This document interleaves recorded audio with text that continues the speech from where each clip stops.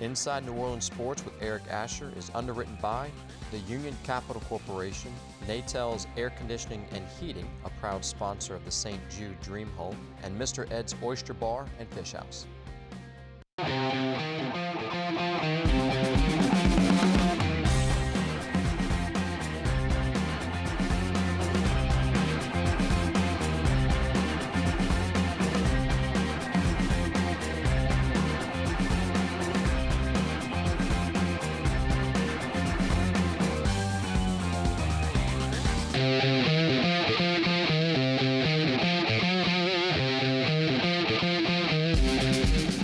Good evening, New Orleans, and welcome to another edition of Inside New Orleans Sports. I'm your host, Eric Asher. Over the next hours, we'll talk a lot about what's happening in the local sports scene, New Orleans Saints, New Orleans Pelicans, and more. And joining us on our panel tonight, Rick Gaille of SportsNola.com for returning for another time on our panel, and first time on our panel, Jude Young of SportsNola.com as well. And gentlemen, welcome to the show. Thanks so much for being with us. Appreciate you guys coming down and being part of today's show. And Jude, welcome. First time on the program. Why don't you introduce yourself to the audience, let them know a little bit about you and a little bit about what you're doing. Happy to be here for my maiden voyage. I, on a regular basis, SportsNola.com, day-to-day maintenance and covering the local world of sports is my main gig, but I also have a radio show on WGSO 990 AM on Tuesday and Wednesday nights from 6 to 7, appropriately enough, named the Jude Young Show. Mm-hmm.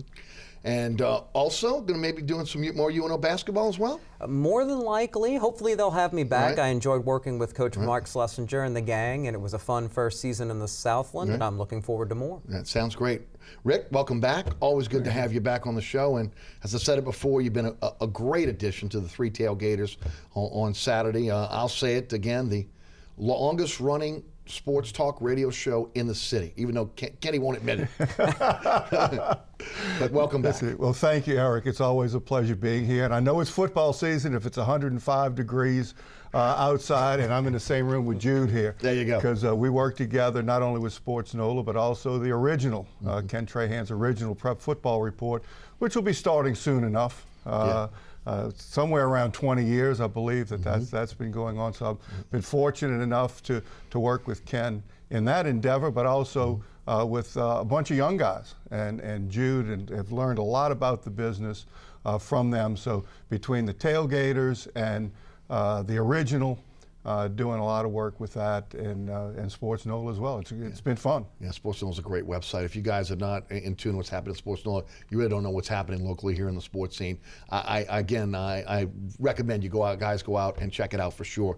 Also, Rick, your background in terms of coaching, for some guys maybe tuning in going, I know that guy. That's the coach. Right. That's right. I coached for 34 years in high schools. It started at Chalmette High School with Coach Bobby Nuss, and then went to Archbishop Rummel for 3 years, coached at Tulane University for 3 years, 1 year with Vince Gibson and 2 years in Wally World with Wally English. Went to Bonneville High School after that, working with Mike Vilmoret, who just became a grandfather, by the way. Congratulations, Mike and Peggy. And then 19 years at St. James High School before finally retiring from the, well, see, I was 1 year in the Five Football Coaches Association. I was a second member after John Gruden, and then now in retirement, working in the media. That's not entirely true. He's our coach. Yes. He's the coach at SportsNola.com now from the coach's office. Maybe the best blog we have during football season, and that's saying a lot. No, it is. They got an all-star lineup over at Sports NOLA. You'll recognize each and every one of the writers over there, and as I mentioned, I recommend everybody go and check that out as well. Guys, finally, a conclusion, at least we think it's a conclusion, to the Jimmy Graham saga. This week, Stephen Burbank, the arbitrator involved in this case, decided that Jimmy Graham, as I think all of us thought would be, is a tight end. He will be franchised at $7 million a year instead of a little bit over $12 million, which is what a wide receiver would have gotten.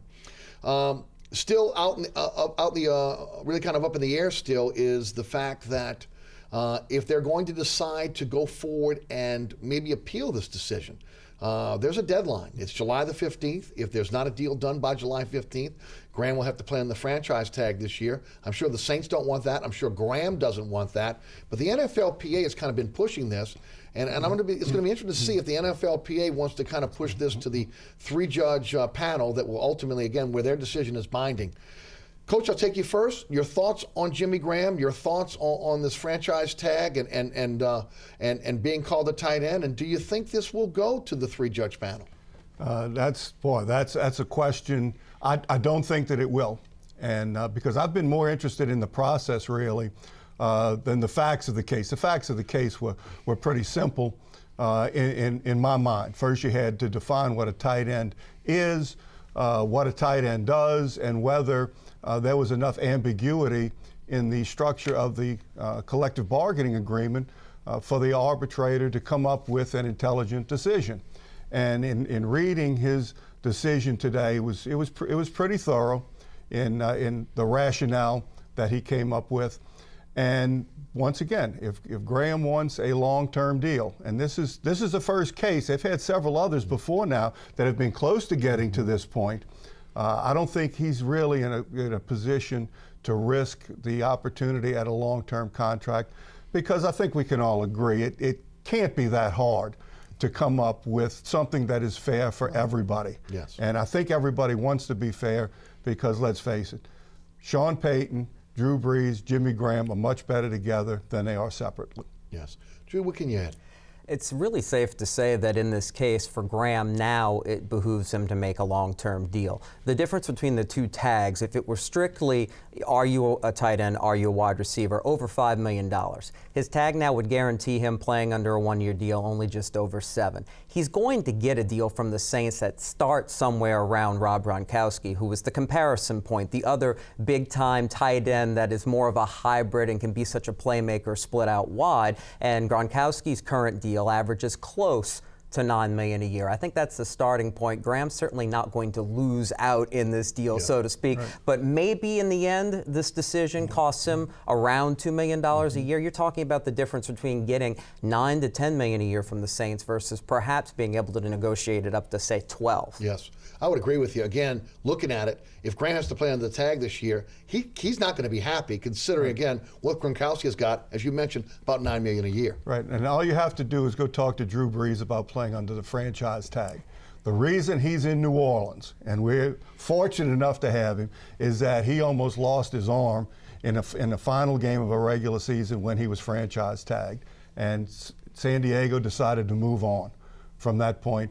And we were fortunate, along with that the Saints medical staff did the best job in the league at reading all the reports and realized that he had a chance of coming back when the Dolphins didn't. Yes. And so they did a couple of exceptional things there. So I'll guarantee you Drew Brees would tell him not to play under the franchise tag if at all possible. And an injury like Graham's, like Brees in that case, is rare for a quarterback. For somebody like Jimmy Graham at his position, he suffered a lot of nagging injuries already. He is a big target for Drew Brees, but he's also a big target for defensive backs, linebackers. Yes. He takes plenty of shots. I don't think he can risk playing on a 1-year deal at his position. Just ask the Gronk. It's the truth. You know, especially those guys are targets out there, and that's why I think it behooves both sides to come to a decision very quickly. Yes. And again, let the NFLPA kind of hang out there and say, you know what, you take somebody else for the test case. I've taken this as far as I can go. The clock is on me now. I've got to get that long-term deal. When you looked at the arbiter's layout of what he thought in his decision, why Jimmy Graham would be a tight end, anything stick out to you? Yes, in trying to come up to a definition of what a tight end is, because that's something I've been talking about for weeks, really, especially on the Tailgaters show, in what is a tight end. Because I could tell you back in 1978, at Chalmette High School, our tight end would line up wide. We would line him up in a variety of positions out of our wing T attack. That he had a normal position, he had a flex position which would go from 2 to 4 yards, and then he'd have a wide position and then even a wider position. And he could be off the line of scrimmage in each one of those particular situations too. So going all the way back to then and watching Kellen Winslow, who was the first moving Y, as he was called in the Don Coryell system, that's what tight ends do now. So the definition of a tight end, and he came down ultimately to what I've always thought. A player's value is in direct relationship to how they affect the opposition. And Jimmy Graham is effective because he gets dramatic mismatches as a tight end and not as a wide receiver. He's the #1 tight end in the league, not in the top 10 of wide receivers in the league other than scoring touchdowns because he plays tight end. Right. so it was pretty interesting to see that the arbiter the arbitrator, gosh, I'm making up words here, sorry, came up with a similar conclusion that I had been espousing for some time. Coach, don't worry about that. I make up words all the time. Check me out 11-1. I'm making them up all the time. Jude, what can you add to what Coach had to say? I think it's important to note, and Coach broke it down so well about what a tight end is and how that's evolved over the years since Kellen Winslow in the early 80s. There still aren't that many guys like Jimmy Graham, like Rob Gronkowski, and timing is everything. And unfortunately for Jimmy Graham, there's a collective bargaining agreement that deals with franchise tags based on the top 5 salaries. There's only really 2 tight ends established like Graham and Gronkowski. That is changing. We're seeing Julius Thomas from the Broncos, what he's becoming. He's a similar type guy. Eric Ebron, 10th overall pick this year out of North Carolina by the Lions. He's another one they're hoping to be on that level of Graham, that type of athlete. In a few years, there will be a top 5 that'll average much higher. That's not going to help Jimmy Graham right now, though. Right. Guys, parameters of what you think the new deal will be? It's going to come close to averaging 10 million a year, somewhere in that neighborhood. The bigger question is going to be how are they going to structure it? Yes. That there'll be a big pop in the beginning, a big bonus in the beginning, and but it'll be spread out over a number of years so that the cap hit this particular year will not be dramatic. Yes. But now they'll catch up later on. Right. But it's got to be in the $10 million range because that's what he's worth. Yeah. Would you agree at the 10, 11 million right up there? That makes a lot of sense to me. I would say around 10 million, but maybe more than that. You ask about how much guaranteed money is Graham going to want, and he's talking about himself as being one of the best receivers, period, in the league. Do he and his agent, Jimmy Sexton, one of the best, do they say, hey, we're going to gamble a little bit here, take a little less guaranteed money, go for more incentives? He can make that money back if he wants to, that he feels like he lost in this case. If he wants to go the incentive route, that's a decision I'm sure that they're talking about and have talked about leading up to this arbitration hearing. Would it be fair to say 5 years, 55 to 60 million, 25 to 30 million guaranteed with a 20 to 25 $million signing bonus? Is that the ball? That's where I've always felt that was the ballpark. Right. And that's why I feel like they can't be that far off, because just looking at his production, looking at where the other tight ends are, looking at where the other receivers are in terms of what they're making, maybe not the top 2 guys, but again, just let's say 3 to 6. That's probably where where I think it kind of lands. Is that a fair assessment? I think you're right on there. It's just a matter of how they're going to structure it and how it's going to affect the salary cap. But I think the totals that you're coming up with is spot on. And I think Graham might gamble here. We'll see about the incentive idea that I mentioned a moment ago. But when it comes down to it, if I were him, the shots he's taken at his age, he's getting closer to his late 20s now. He's not as young as you would think because he played basketball, developed late. I think he might go for as much guaranteed money in the end as he can, and I think he should. Yeah, and I would agree with that. I think as many dollars he's going to put on the table, it's going to be his. It's guaranteed, like any player. Right. Again, because you never know what's going to happen on the next snap. Yes. Right. So again, that to me is it. Guys, does a deal get done before July 15th? That's the key. And will this be one of those last-second deals that we see that traditionally Mickey Loomis is involved in? That's his MO. That fits right in with how he operates. So, yes, I think it'll be the 14th, July the 14th, about 11:15 p.m. Yeah. It has to get done, and I think it's important for both sides to have already kind of come to a if this, if that before the decision came out. I'm pretty sure they have, and there's no question that Jimmy Graham's going to play under a long-term deal this year. Some of the national media have mused that there will be a disconnect now between the organization and Graham. There could be some hard feelings here. Guys, I don't know if I agree with that. It's a negotiation. It's business. You get back, you get with the team. It's forgotten. As long as you end up with at least a decent deal for yourself in the end. Jude, I'll take you first. Do you think there'll be any hard feelings here between Graham and the front office, Graham and the team on some of the things that have been said during the negotiations? The hard feelings part is going on right now for Graham. I understand why he's upset, because of every player that's great considers himself to be the greatest. His value, he considers it higher than what the collective bargaining agreement in the NFL does. As soon as he signs that long-term deal and he's making $10 million a year with all of that guaranteed money, tens of millions of dollars, the hard feelings will wear off fast, and the excitement of catching more passes and competing for championships with Drew Brees, that'll take over. Right. You cannot underestimate the talent of Jimmy Sexton as his agent, but also Drew Brees, who had been through it, the very same situation 2 years ago. And there were some hard feelings there, harder feelings now, because Drew didn't have somebody to help smooth the things over, and that's what set the parameters of Mickey Loomis negotiating like he does. So with Drew Brees and Jimmy Sexton, the hard feelings will be cured a long time before the first ball gets launched in West Virginia.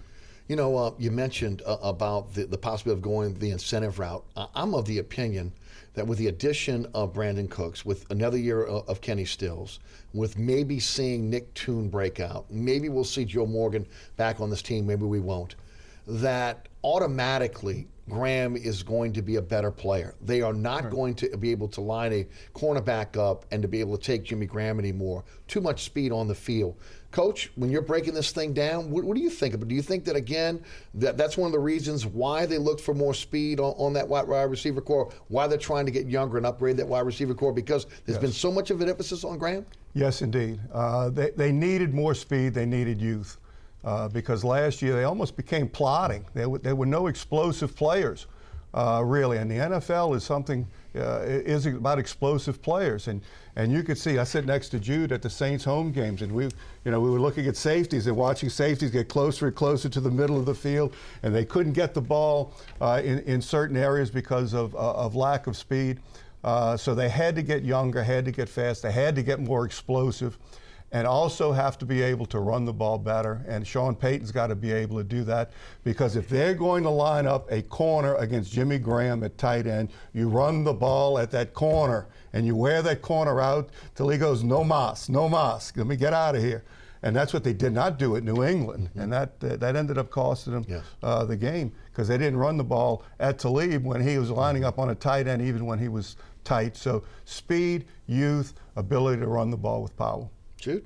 When you look at what Jimmy Graham might be able to do moving forward, if Brandon Cooks lives up to the hype, if Kenny Stills continues to develop with his speed, and the wild card, Joe Morgan, a guy who averaged over 30 yards a catch in 2012. If all of that comes together, Jimmy Graham's job becomes a lot easier to put up those stats. When you mention incentives, he should be able to do a lot more with less targets and less touches, because he's going to be isolated more one-on-one, gain less attention from opposing defenses. And hopefully Marcus Colston, as well as that other big target that you can rely on. You can't really rely on Nick Toon until you see it. Hopefully Colston can stay healthy and produce like he did in the last third of the season and in the playoffs. Staying with you for a second, Jude, Brandon Cooks, how do you think they utilize Brandon Cooks? I said when he was drafted, I thought they'd utilize him like they've used Sproles and Bush. Obviously, he's a wide receiver, not a running back, but the ability to be able to dictate where that safety, where that linebacker will be.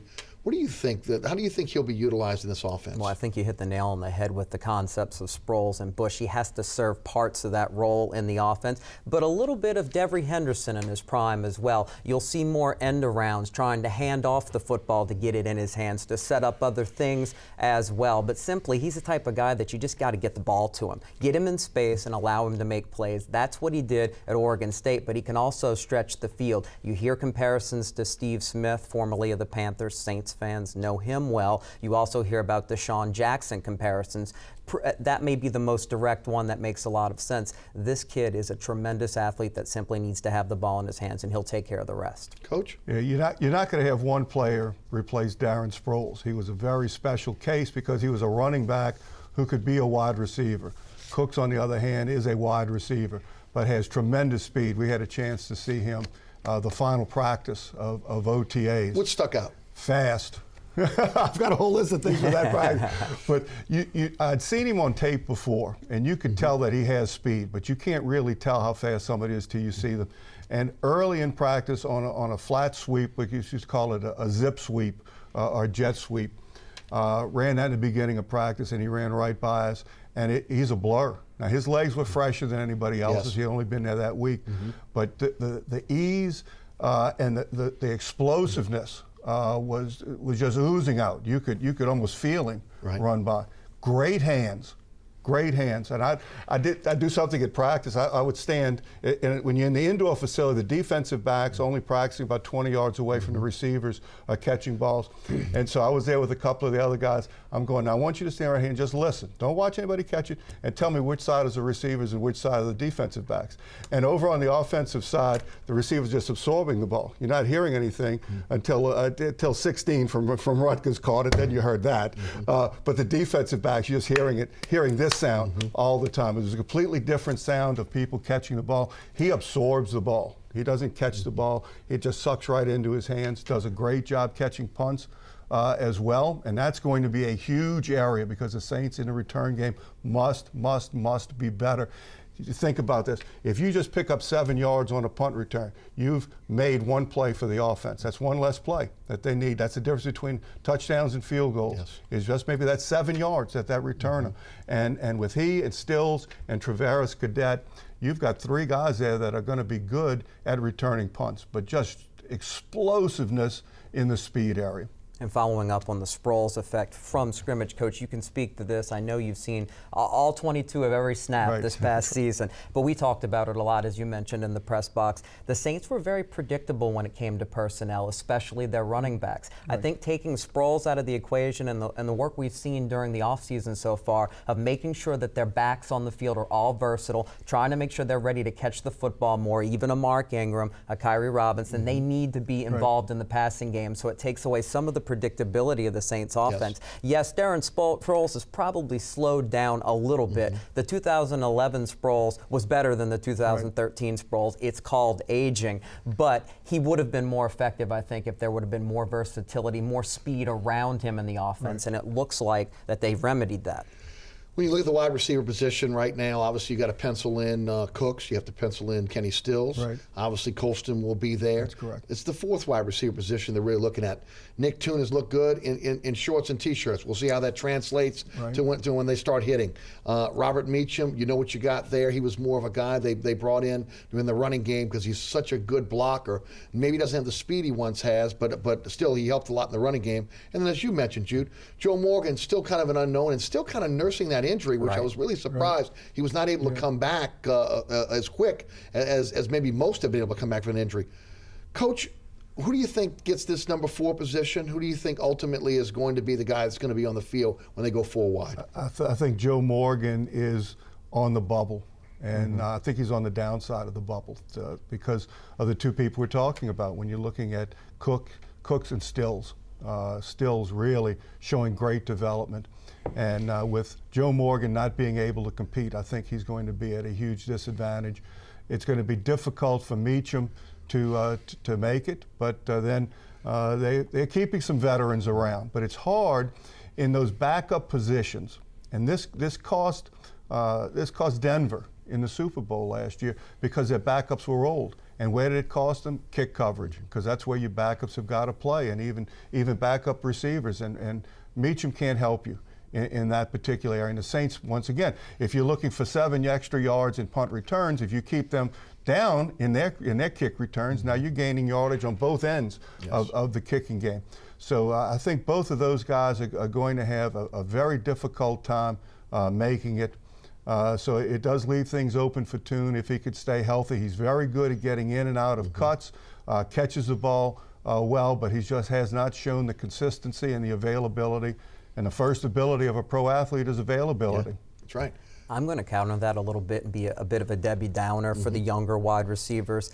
I feel like the 4th receiver, and as of right now, I have to assume that it's going to be Robert Meacham simply because he knows the offense. He can still stretch the field a little bit, and he's a good blocker. With Joe Morgan, you worry about his knee and also his hands. And certainly with Nick Toon, you don't know if you can trust him to catch the football. So right now, I feel like if the season started today, they'd have to still trust Meacham. So we have to see it play out during camp. And on the flip side, you mentioned special teams coverage. This is a Saints roster that may have 10 defensive backs on the 53-man roster. They love safeties. They drafted another one. They've got quality there. So you combine that with the cornerbacks, maybe that's where they make up for it. Wide receivers carrying less, maybe just 5, versus the defensive backs we anticipate they're going to carry a lot. And I'll add something to that. When you start looking at this year's draft, one of the things I think they drafted for were guys that immediately could help them on special teams. Right. Yes. Guys that they hope will assimilate into the lineup down the line, that may be guys that you can put in and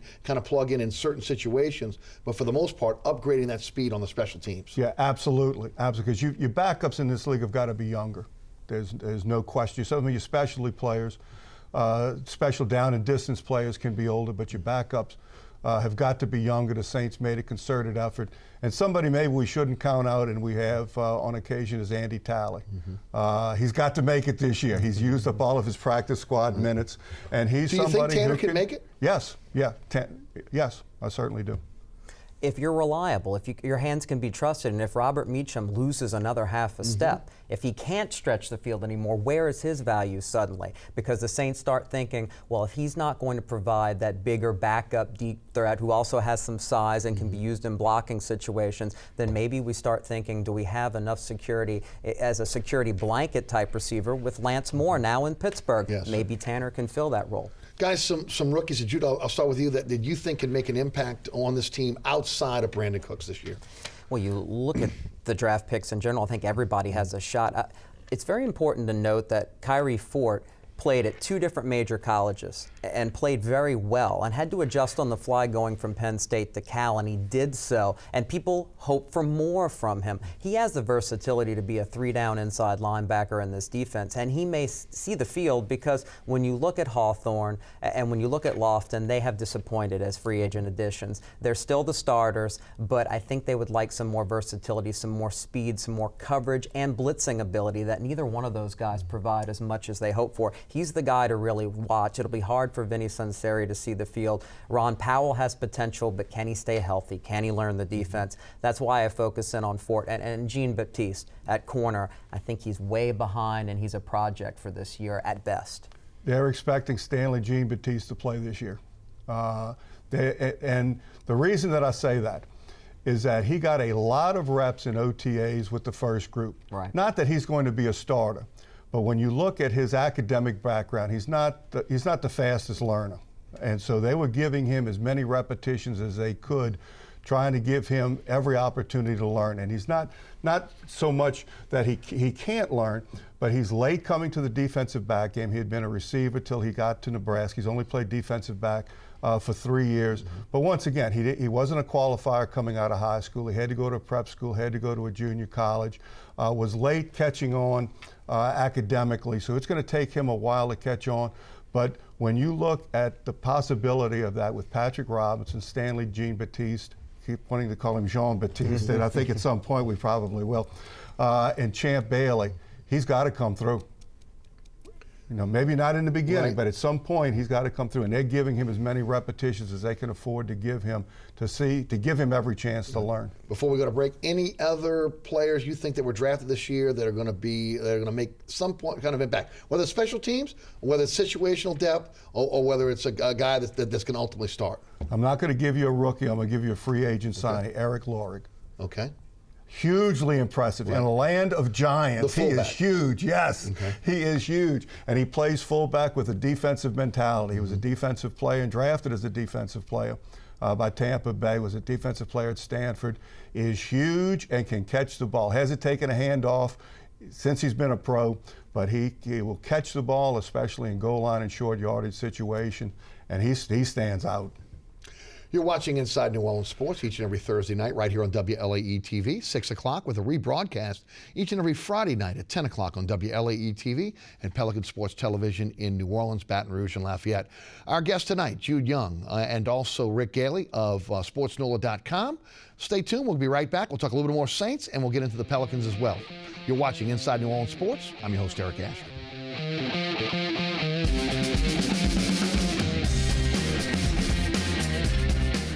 Inside New Orleans Sports with Eric Asher is underwritten by the Union Capital Corporation.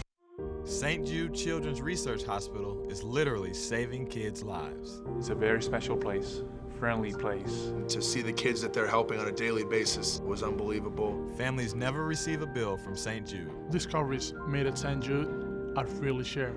The hardest cancer cases in the world go to St. Jude. We won't stop until no child dies from cancer.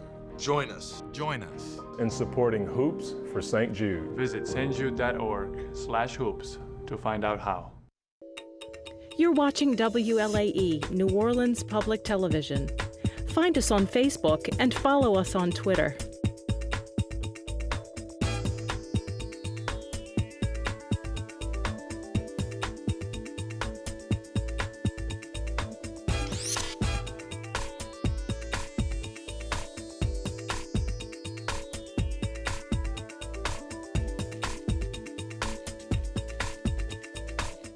Welcome back to Inside New Orleans Sports. 866-3200 is the phone number if you'd like to get involved in today's conversation. Our guests from sportsnola.com, Rick Gaille and also Jude Young. Guys, let's continue talking a little bit about the Saints for a few more minutes, and then we'll switch to the Pelicans. And Jude, we'll start with you. The additions to this defense this year, how good can this defense be? Your thoughts on obviously Jarvis Byrd, Victor Butler, and Champ Bailey being part of the mix as well. You mentioned those three, and you have to bring up Patrick Robinson if you bring up Butler, both coming back from injury. This defense has the chance to be even better than last year, but that will depend on how much they can force turnovers. That was the key to the Super Bowl season. That defense wasn't as talented, but Greg Williams' defense forced turnovers, and that's something Sean Payton and Rob Ryan have stressed all offseason. We'll see if they can pick it up. Butler could really help as another edge pass rusher in that area, and you talk about the veteran savvy of Champ Bailey. If you can get the 2012 Bailey and not the injury-riddled version from last year, you could have something really special as a veteran, a la, you hate to bring up the name now, Darren Sharper, but what he did that year was special, and he had Hall of Fame credentials. Bailey's are even better. He can add to this defense, but you hope that Robinson's able to play. If Bailey's more like the guy last year that's over the hill now in his mid-30s. Yeah, the ability to create turnovers is what the defense must be able to do. We've already talked about what they can do in the kicking game to help the offense. Well, the defense really didn't help the offense any. Not any, that's wrong. It didn't help them very much last year. The Saints constantly had long fields because the defense would give up yards, not points, which is the number one goal of defense, is to not give up points. But if they can give the offense shorter fields, now you're looking at a hugely explosive offense. So that's why Jarvis Byrd is here. And I'm thinking he's going to come back later rather than sooner from the microdiscectomy surgery. You don't think he'll be ready for camp? You think that maybe he'll be on the PUP list to start camp? I don't know whether he'll be on the PUP list, but he's not going to be ready to play a game. I'm hoping when the regular season starts. Wow. And here's what I think. Tiger Woods had the same surgery on March the 31st. He's still not ready to play world-class golf like you have to play world-class football in the NFL. He knows golf. Same surgery, yes, a microdiscectomy. My wife's a physical therapist. I get things about this in excruciating detail, by the way. Well, we like the details. And he never beats her in Scrabble either. It's just brutal. Words with friends. I know better than no, not there at all. Guys, biggest concern going into camp, what is it for you first, Jude? Well, I'm not going to steal his because I agree with him as well. But the co-concern for me is depth on the offensive line. I'm not a believer. Look at the roster right now. Look at the 90-man roster and tell me where the backup left tackle that you would believe in if something happens to Armstead. Who is that guy? I don't see him on the roster. And you bring in Jonathan Goodwin, who, in his mid-30s as well. The 49ers willing to let him go for a younger option. And it's either him or Tim Lelito. And speaking of Lelito, whether he wins or loses the starting job at center, do you believe in him another year forward, a small college guy who wasn't exactly impressive overall as the swing guard and center on this offense? They don't look very deep with guys that you believe in going into the season on the offensive line. A couple of injuries and the rosy outlook for the offense improving could go south. Right. I love Jonathan Goodwin.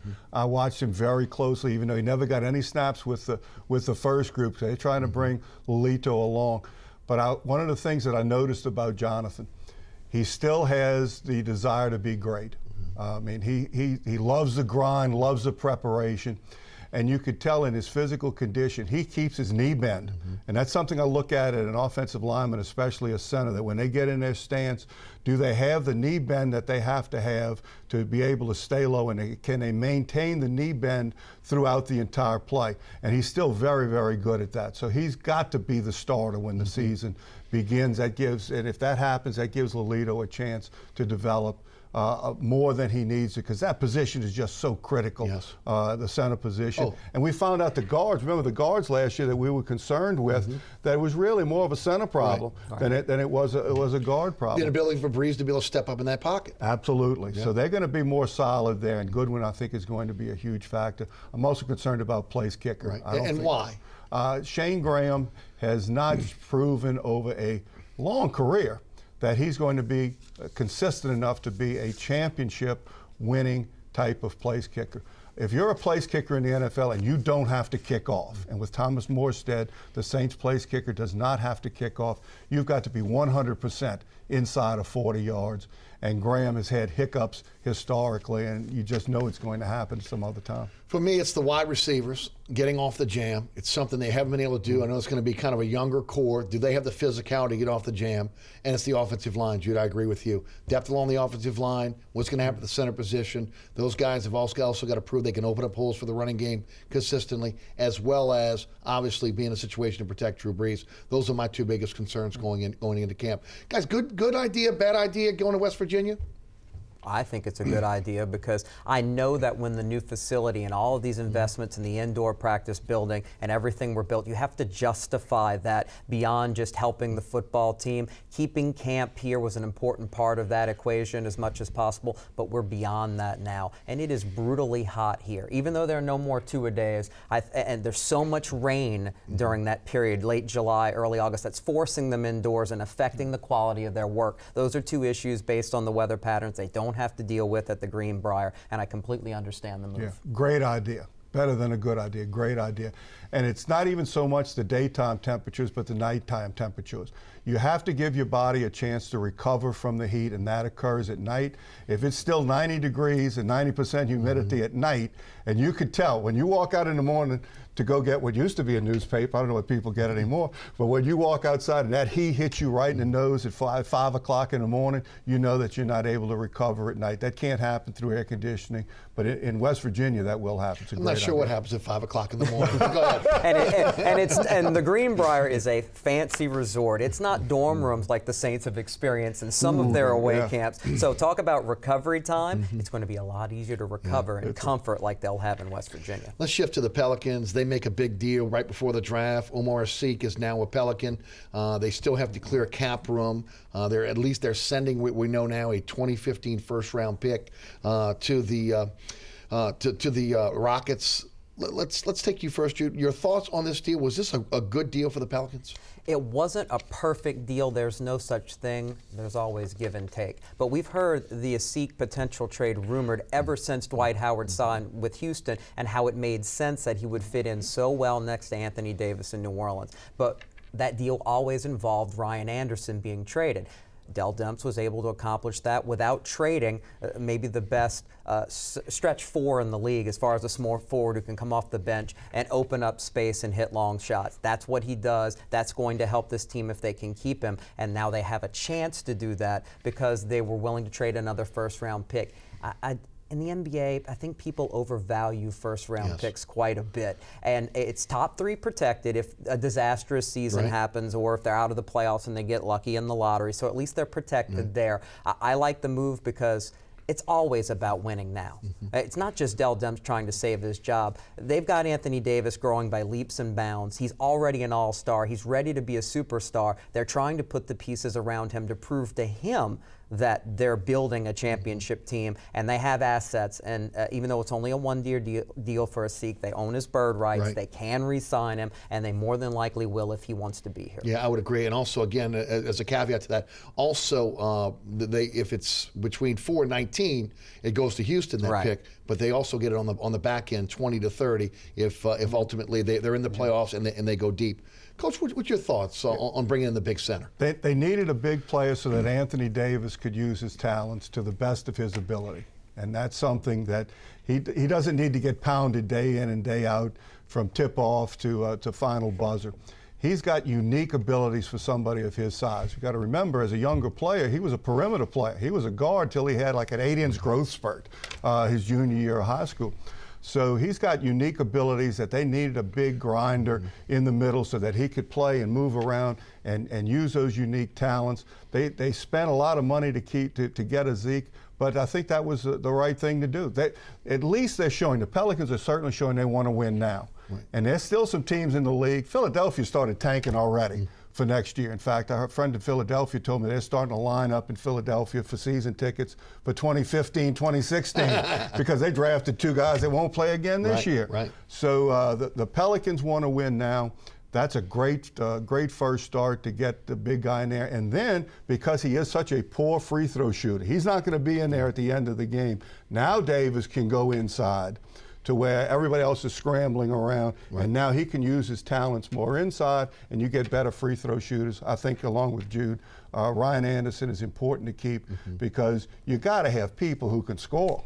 You got to have people who can shoot and score. And the Asik move is so important as far as where the Pelicans feel like Anthony Davis is with his development right now. And it's pretty obvious they're saying that even though he's working on his post game, he's more of a face-the-basket guy. Yes. He's improving his range on his shot more than he is his post play at this point as he continues to slowly, the right way, put on the right kind of weight, muscle, and he's doing that in increments. Being smart about now, right? it. Right, 238 now, so he's essentially put on 15 pounds as a pro. His frame isn't the type that you can just try to bulk up quickly and expect his joints to be able to handle it with the wear and tear of being an NBA basketball player. So they're doing it the right way. He's still going to be more of a danger facing the basket with the ball, and obviously on the pick and roll, he might be the most dangerous player in the league with his kind of athleticism. You got to give Tom Benson a lot of credit. Again, $8.3 million against the cap. His salary will be $15 million this year. They get $1.5 million back from the Rockets, but again, there's a little bit less than $5 million. That's coming out of Benson's pocket. That's not going against the cap. It's proving that he wants to do what it takes to be able to win now. As you mentioned, Coach, that is refreshing, for basketball fans here who obviously want to see a winner. And as you mentioned, Jude, they've got to do something because, again, you don't want to get into a situation where you look at Anthony Davis and he walks away from that max deal when his original deal is up. When you have a supposed asset who's disgruntled, a.k.a. Eric Gordon. There you go. They're not an asset anymore. They're a liability. I don't think that Anthony Davis is the same type of personality as Gordon, but the superstar mentality in the league. We never thought that small-town, good guy Chris Paul would ever try to force himself out of New Orleans the way he did. He still did it with a measure of class, but he made the decision, I'm a superstar. I need to get out of here. I want to be in a bigger market, and I want to win right now. Davis could be in those shoes at one point if the Pelicans don't put a winner around him. Right. What do you think happens in terms of trying to clear space? There are some cap holes on some players right now. Those will probably be renounced before it's all said and done. The big rumor out there right now is Austin Rivers is going to be moved. They tried to move him, from what I understand, during the draft. There were no takers. There may be a situation where they can do a sign and trade. It was mentioned just recently that Al-Farouq Aminu is on the radar of the Dallas Mavericks. There could be a situation where they could sign him and then trade him, and that would open up the salary cap to be able to accept the Asik's contract. What do you think about Austin Rivers maybe on the trend? What do you think about Austin Rivers as a player? How's he's developed? Well, a couple of points with what you just mentioned. I like how Rivers has developed, and I think he's an asset, and they view him that way. But he's not the type of player with the guards they already have that they wouldn't be willing to move if they need to for salary, to make things work, to fill that hole at small forward, and it is a big one. No offense to Aminu, but he's being viewed by teams like the Mavericks as a backup. The Pelicans need a starter. But you mentioned it, Tom Benson's willingness to pay money. He's going to pay Asik $6 million more than his actual cap figure. Don't be surprised in actual salary when it's all said and done that the Pelicans are paying around $75 million this year because Dell Demps is trying to work it so that he can go over the cap, because he's going to need to fill that hole at small forward. And if they do have to trade Rivers, so be it, because that means Gordon's still here. I don't think they both go, and I think we all know at this point that Gordon would already be gone if he had value. Right. And they're hoping, at least with this workout regimen we're hearing about and seeing on social media, that Gordon could actually be 100%, and if not, to prove it to the Pelicans and try to help. He realizes that he could opt out of his contract this year. Boy, would New Orleans love that. Yes. But then another year later, he's a free agent and he's looking for one more big payday. That's the typical, on the negative side, NBA basketball player mentality, but it could help the Pelicans this year if they have to keep him. I would agree. What about Austin Rivers? Yeah.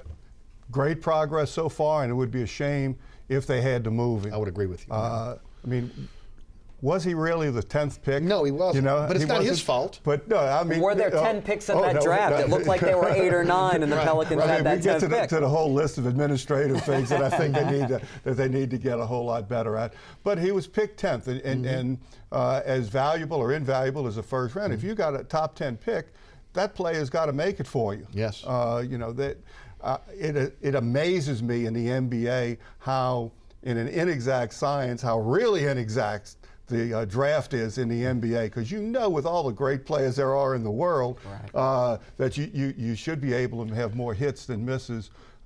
He would be the type of player that I don't think can bring you a championship as a point guard, but he won't cost you. Right. And if he has to play extended time for one reason or the other, he can help keep the ship afloat. He certainly sounds like his father, Doc Rivers, the player, not the coach. Doc Rivers took a while to develop as a player in the league, and he helped as a starter, a playoff team with the Hawks in the 80s, but he wasn't the type of guy to get you over the hump. But then teams in the 90s, as he got older, like the Knicks, were looking for a valuable off-the-bench contributor. That's the type of guy Austin Rivers projects to be in his career and can help you win, and he's going to work hard. They're already seeing it, and he's an asset. And you know, Monty Williams, as a head coach, loves hard workers first and foremost. Well, guys, in the NFL, you draft for impact. In the NBA, you draft for potential. Right. And that's the biggest problem. And again, until they move the age limit up, you're caught in this situation where ultimately you've got to be able to go in and coach these guys up,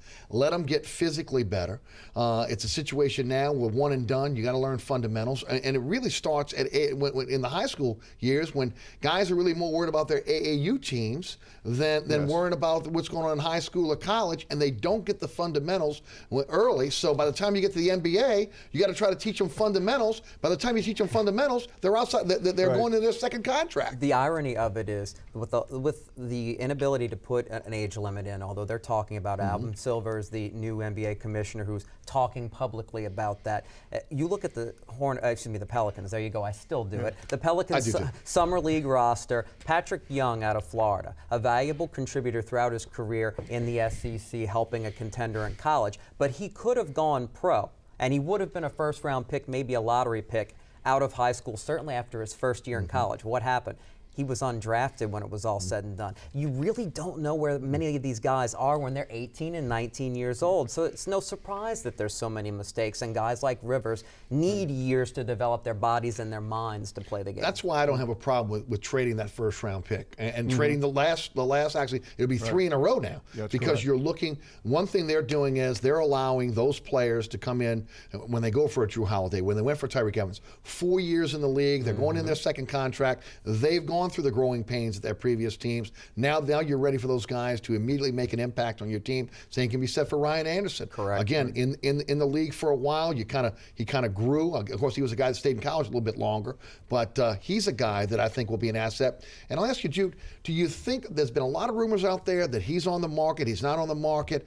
I think he is a must for this team if they're going to make the next step. What do you think about Ryan Anderson, and will he be here? I think the Pelicans see him as a must for their roster. Between Asik, Davis, and Anderson, there's your minutes at the 4 and the 5. Yes. That should cover it, and you should be able to create matchup problems and be able to handle opponents on both ends of the floor, no matter what kind of front line they have, night in and night out with that trio. And that's smart, because that opens up the versatility with the rest of their roster. Right now, they have a backload of guards. That's why we're talking about Austin Rivers perhaps being moved. But at least this gives them the opportunity to fill those roster spots and try to figure out the money. to get themselves longer on the wings. That's where they're lacking right now. They need a starter at the 3, but that starter's job is going to be so much easier having Anderson, Davis, and Asik as a trio versus if Anderson goes out the door and your bench suddenly looks thin at power forward and center. Right.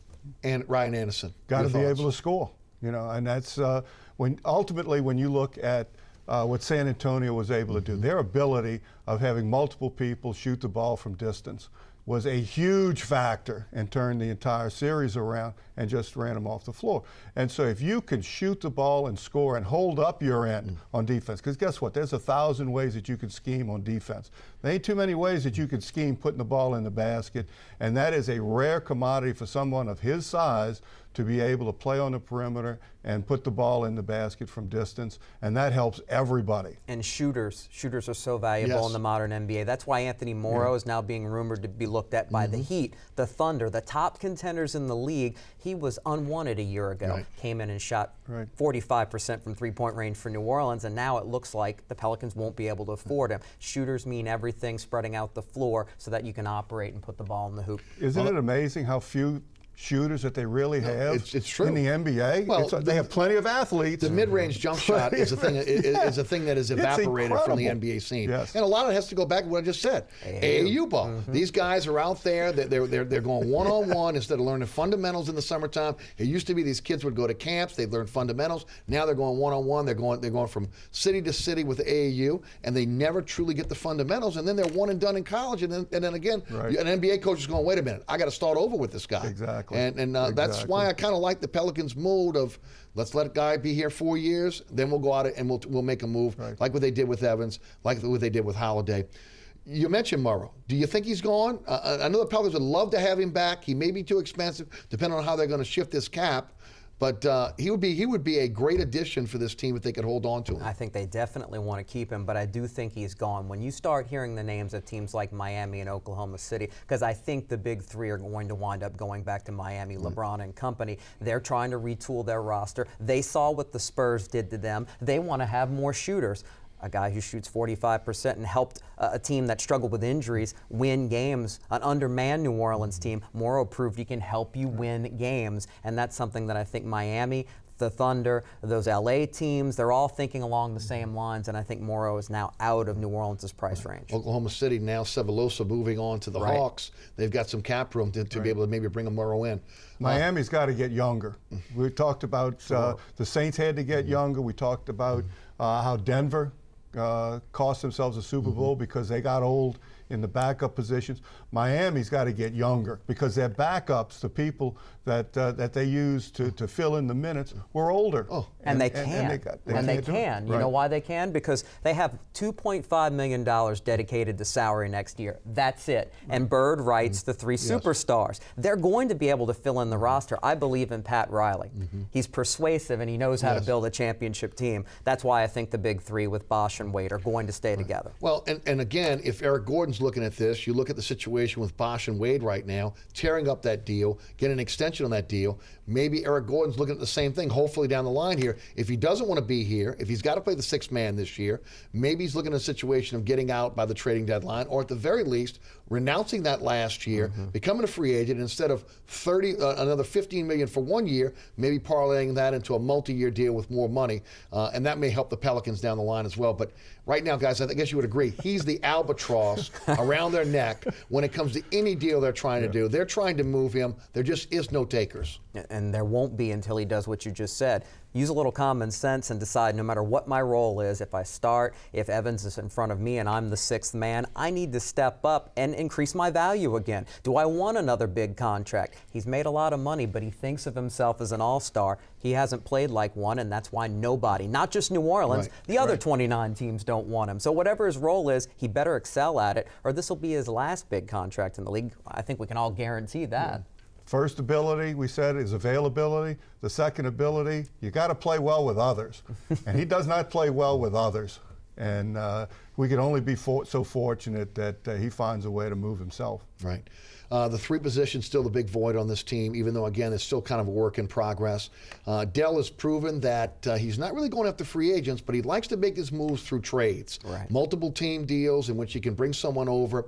Do you think that's the way they fill this three position ultimately? If you got some names out there that maybe you think would fit, I'll take that as well. I tell you what, when you mentioned the Aminu to Dallas rumors and the idea that the Pelicans would like to get a third team involved in the final version of the Rockets trade with a Zeke in order to maximize salary, maybe keep their mid-level exception, that Dell Demps is trying to think of all those permutations, but he has to wait. And if a guy like Aminu has the value that Dallas wants him as a backup, how about the guy that they're letting go as a stopgap, at the very least, and a veteran presence? Sean Marion. Sean Marion may be in his mid-30s, but he still wants to start in this league. He is what they call a 3-and-D forward. He can shoot the three ball. He's not really going to create for himself anymore, but he's still a very good defensive player even at his age. Maybe somebody like that to get you another season closer to no more Eric Gordon, and a veteran who helped a playoff team last year. Yes. If he did it for Dallas, he can help it for a New Orleans team that's hoping to stay healthy. Yeah, so far the Pelicans administration, out of the good things that they've done, and they've done a lot of good things, and putting deals together is certainly one of their strengths. One of their weaknesses is in player evaluation. Not only in evaluating outside players to bring in and draft choices, but they've not done a very good job evaluating their own players and putting them in situations that they can be successful. Because that's coaching in the NBA, that's what it is. Evaluating talent, both through acquisition and your present roster, and then having a system that's flexible enough for those players to be able to do what they're good at and not do what they're bad at. And right now, the Pelicans have not been, and every time I say Pelicans, I keep thinking of baseball, okay? We're old enough to remember Pelicans as baseball. But how long did it take them to get the ball in Tyreke Evans' hands? Yes. You sign him for a 4-year deal, 8 figures, and you know he's at his best when he has the ball in his hands. It wasn't until injuries and need at the end of the season that you saw the real Evans, who played like a player deserving of that contract. They need to figure that out, whether Gordon is here or not, and he probably will be. It shouldn't have taken that long, though, for Monty Williams to do that. They would have wasted an entire season with Evans if Holiday would have stayed healthy. No, sure. About a minute and a half left, guys. Do you like the deal, Pierre Jackson to Philadelphia for Russ Smith, and why? I do, because I think personality-wise, Pierre Jackson is a me type of guy. And we've already seen what that can do to rosters, including New Orleans right now. And Russ Smith is the type of player who can make this team and come off the bench and guard people. As long as Monty Williams is your coach, defense first, especially for guys coming off the bench. You talk about scoring, but Williams wants to build a team that can stop people on an elite level before he worries about offense. Although Smith was a good scorer in college. 4-year guy, developed, like him a lot, and he will help this team. I think he makes the team and he plays. Coach, what do you think about Russ Smith? Do you think he's a better addition than Pierre Jackson? Yes, absolutely, for the reasons that Jude said. But Monty Williams is also having to adjust to the fact that, yes, you're trying to do what Pop does, but guess what? You're no Pop, okay? And offense is still important. You still coach. What you hope that you have good enough offensive players that you could spend all your time coaching defense, and the offense can take care of itself. Once again, they have acquired somebody who can play well with others, who gets along with people, is going to be a great complementary player, an excellent complementary player, let's say. And now let's find ways to use him to the best of his ability. You know, Pop was able to build a team with a lot of European players, a lot of international players, guys that have good fundamentals, guys that pass the ball. Yes, indeed. It's kind of something we don't see in the NBA anymore, and ultimately it would be great if we could see that here in New Orleans. Well, whenever you want to have a show about the AAU and the potential scandal of AAU, please call me. You got it. And we will fill it up. That sounds great. Again, Rick Gaille and Jude Young, both of SportsNola.com, thanks so much for being with us tonight here on Inside New Orleans Sports. And thanks so much for tuning in to Inside New Orleans Sports. Remember, there's a rebroadcast of this show each and every Friday night at 10 p.m. right here on WLAE TV and Pelican Sports Television in New Orleans, Baton Rouge, and Lafayette. You can always catch me on the radio, 990 AM WGSO, weekdays 11 a.m. until 1 p.m. Also, if you missed any of the previous episodes of Inside New Orleans Sports, you can catch those at ericasher.com. You can always download my podcast or listen live to my radio show at ericasher.com as well. Special thanks to our guests, again, Rick Gaille and Jude Young of SportsNola.com and WGSO Radio. I'll throw that in there as well. Also, special thanks to the WLAE production staff, including Ron Yeager, Jim Dotson, Donovan Joseph, Kenny Juneau, my producer, William Hill. Happy 4th of July. My name is Eric Asher. Thanks so much for watching Inside New Orleans Sports. Good evening.